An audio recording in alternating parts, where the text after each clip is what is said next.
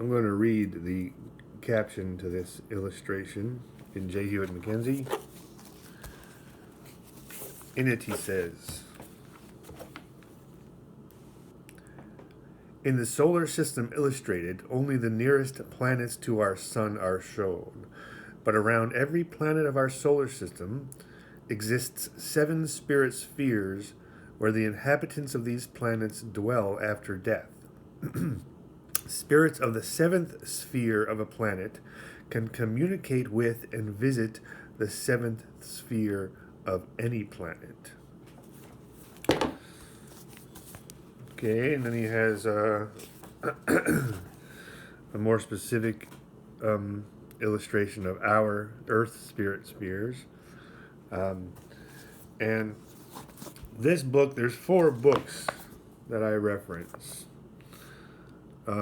This one, Rebecca Springer, Intramuros, Within the Gates, Within the Walls. This one, Spirit Intercourse, J. Hewitt Mackenzie. The other 2 writers are Francesco, who wrote Wanderer in the Spirit Lands, and finally the Monsignor Hugh Benson, who wrote Life in Unseen Worlds and more. There's a number of books in that series.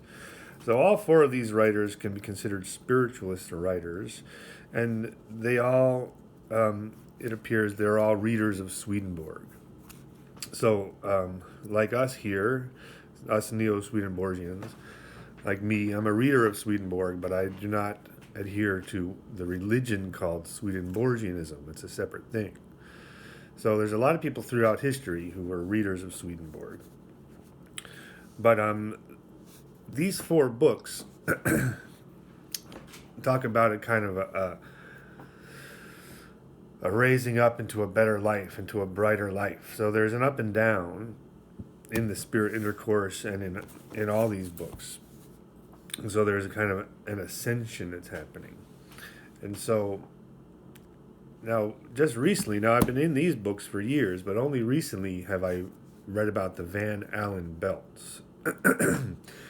And so to connect what I've been talking about with this new knowledge of the Van Allen belts suggests quite simply that this ascension through spheres is actually going up in the Van Allen belts. And the Van Allen belts have now been detected and they're being studied, and they are this solar radiation that encircles our planet.